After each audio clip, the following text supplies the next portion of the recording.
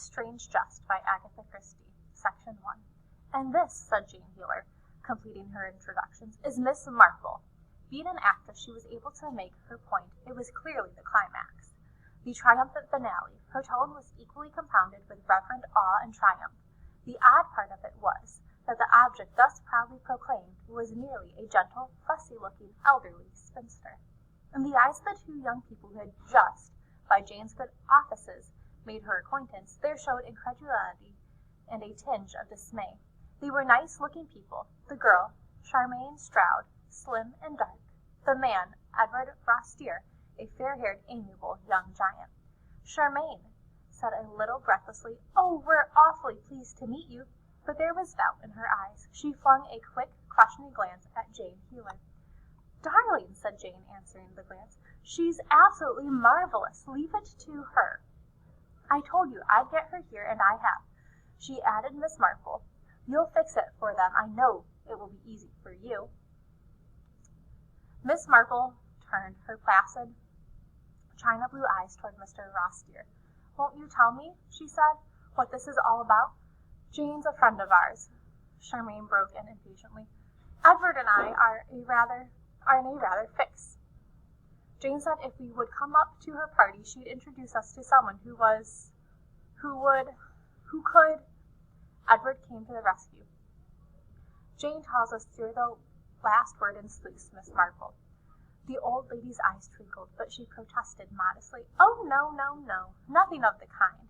It's just that, living in a village as I do, one gets to know so much about human nature.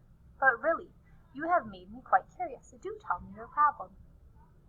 "I'm afraid it's terribly hack-end." "Just buried treasure," said Edward. "Indeed? But that sounds most exciting."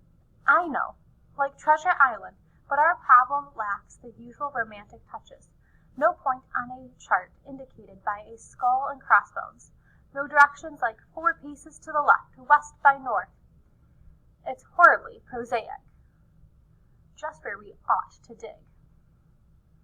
"Have you tried it all?" "I should say we dug about 2 solid square acres. The whole place is ready to be turned into a market garden. We're just discussing whether to grow vegetable marrows or potatoes." Charmaine said rather abruptly, "May we really tell you about it?" "But of course, my dear. Let's find a peaceful spot. Come on, Edward." She led the way out of the overcrowded, smoke-laden room, and they went upstairs to a small sitting room on the second floor. When they were seated, Charmaine began abruptly. "Well, here goes. The story starts with Uncle Matthew. Uncle, or rather, great-great-uncle to both of us. He was incredibly ancient. Edward and I were his only relations. He was fond of us and always declared that when he died he would leave his money between us. Well, he died last March and left everything he had to be divided equally between Edward and myself. What I've just said sounds rather callous. I don't mean that it was right that he died. Actually, we were very fond of him. He'd been ill for some time. The point is that the everything he left turned out to be practically nothing at all, and that, frankly, was a bit of a blow to us both, wasn't it, Edward?" The amiable Edward agreed. "You see," he said, "we'd counted on it a bit. I mean, when you know a good bit of money is coming to you, you don't, buckle down and try to make yourself. I'm in the army, not got anything to speak of outside my pay, and Charmaine herself hasn't got a bean. She works as a stage manager in a repertory theater, quite interesting, and she enjoys it, but no money in it. We counted on getting married, but weren't worried about the money side because we both knew we'd be jolly well off someday." "And now, you see, we're not," said Charmaine. "What's more, Anstey's, that's the family place, and Edward and I both love it, will probably have to be sold, and Edward and I feel we just can't bear that. But if we don't find Uncle Matthew's money, we shall have to sell." Edward said, "You know, Charmaine, we still haven't come to the vital point." "Well, you talk then." Edward turned to Miss Marple.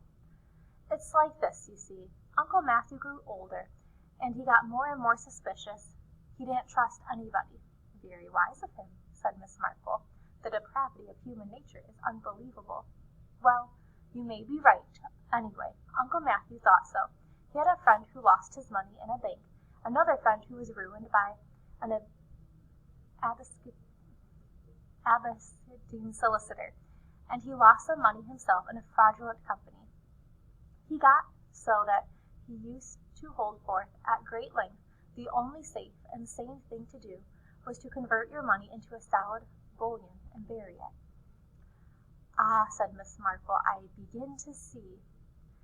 Yes, friends argued with him, pointed out that he'd get no interest that way, but he held that it didn't really matter. The bulk of his money, he said, should be kept in a box under a bed or buried in the garden.